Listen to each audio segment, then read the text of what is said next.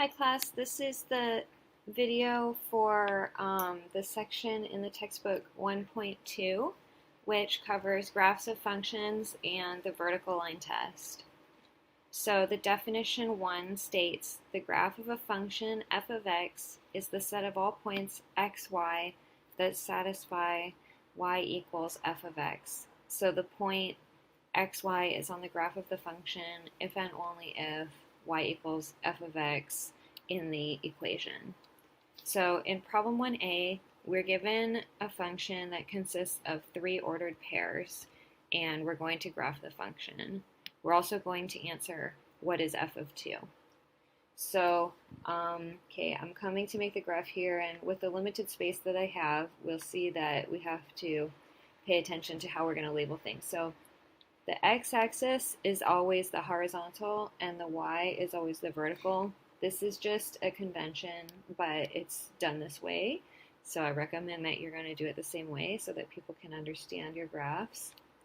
And if you look at the x points, so x is the first point in the ordered pair. So we have 1, -1, and 2. These are the x values that we have. That kind of lets me know that my x-axis should probably have a scale of, say, 1. Okay, so I'm going to space them evenly apart like that. And then the middle point is always 0. Okay, and then when you look at the y points, we see 10, 5, and 0. So I probably shouldn't count by ones because I don't have enough room to go all the way up to 10, unless they make the hash marks really small, which is an option. But I think what I'll do instead is that I'll count by 5s. It's fine to use a different scale on the axis as long as you label it. It's important that you do label it so that other people can understand your graph. All right, now we're going to start by plotting the point 1, 10. So that means that when x is equal to 1, y is equal to 10. So x equals 1 is all of the x values on this vertical pink line here. Okay, this is whenever x equals 1. And then similarly, whenever y equals 10, it's all the values on this pink horizontal line. And so the point that we're supposed to find is when both x equals 1 and y equals 10 at the same time. So it's right here, 1, 10. Okay? Similarly, we can find the point -1, 5 when x is equal to -1 and y is equal to 5. And lastly, the point 2, 0. So when x is equal to 2 and y equals 0. So the graph of our function is simply these 3 dots. And f of 2, that means what is the y value when x equals 2. So we can say that f of 2 equals 0. Again, this is because when x equals 2, y equals 0 is on the graph of the function. Okay, so that's our first example of a graph. If you take a look at part B, we have another example of a graph. So in part B, we don't know whatever the equation of these graphs is. We do have the graph, and that is enough. So we're given the graph of 2 different functions, f of x in red, the line, and g of x in blue, the curve. And we're asked to find 3 different things, f of 3, f of 0, and f plus g of 1. Okay, let's start with f of 3. So what that is saying that when x is equal to 3,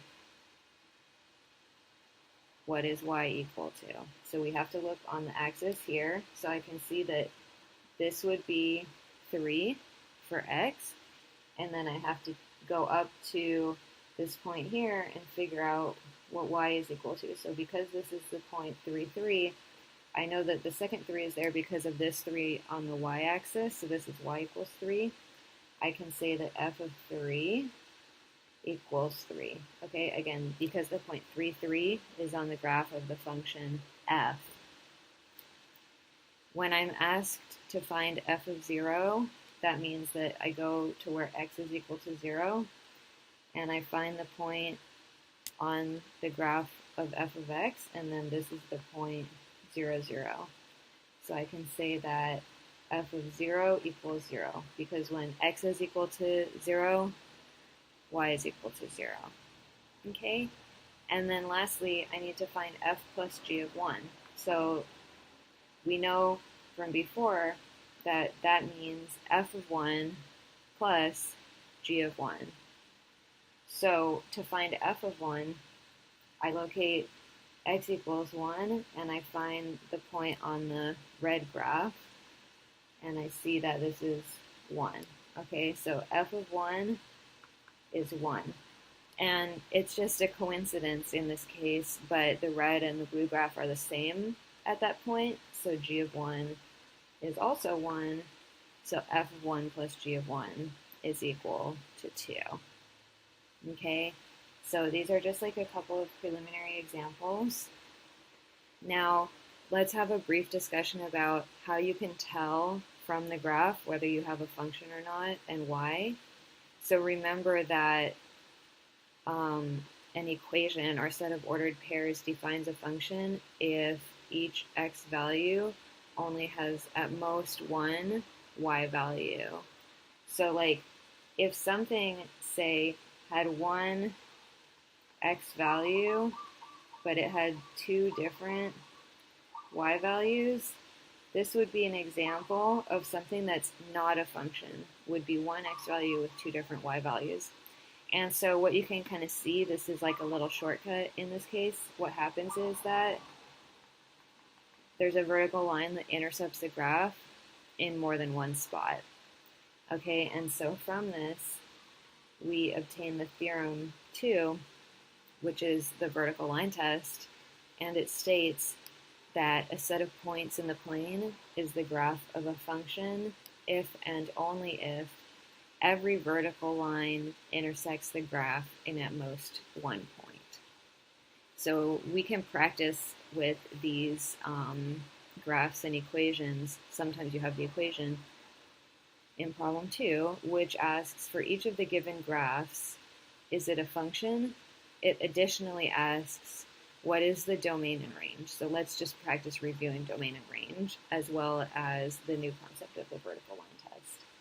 Okay, so when we look at the first one, we see that, for example, there's a vertical line that intersects in more than one spot. So because it fails the vertical line test, we can say not a function.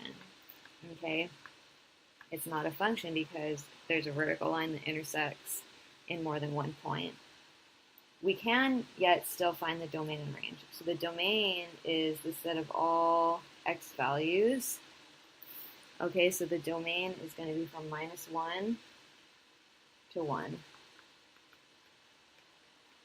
inclusive, because -1 and 1 are in the domain. And we can write this in the set notation as the set of all x in the real numbers such that x is between of -1 and 1. So that's for the domain. If I want to get the range, I need to look, instead of looking at the x, I look at all of the y values that are on the graph. And in this example, that's also from -1 to 1. So the range is same, -1 to 1. Okay?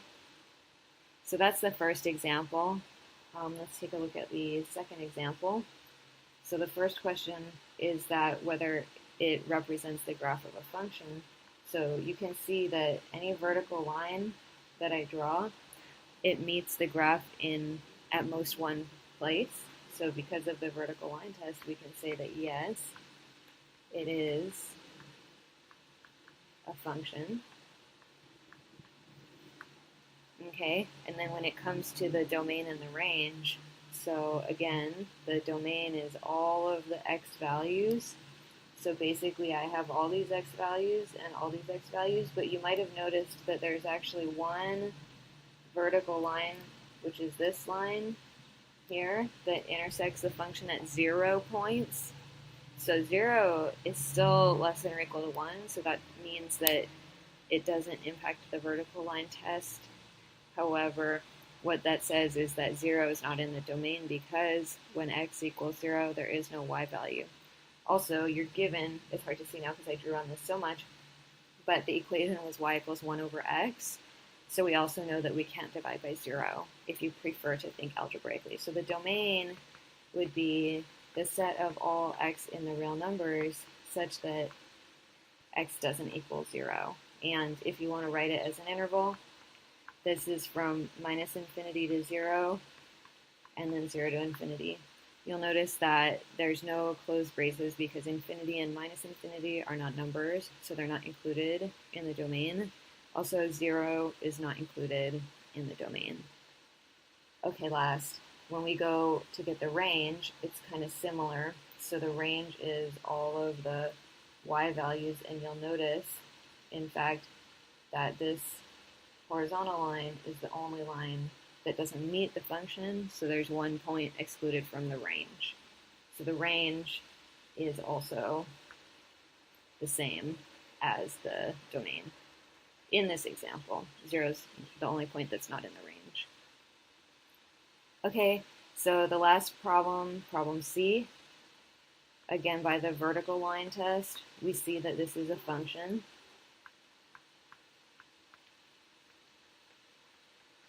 The vertical line only meets it at 1 point.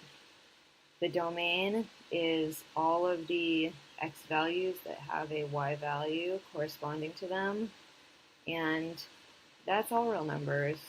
Even though we don't know whatever the equation of this is, we can see that there's no breaks, there's no holes, the domain is all real numbers, but then when we come to get the range is the y value, so we see that there's like a maximum y value and a minimum y value, like that, and then so the range is only in here. Okay, so in this example, you'll have an example where the domain and range are different. So the range is only the y values, so if I write it in a set, it's the set of all y values such that y is between minus 1 and 1. The only difference is that the range is y values, where the domain is x values. Okay, so I'm gonna pause this video and make another video for the rest of the section.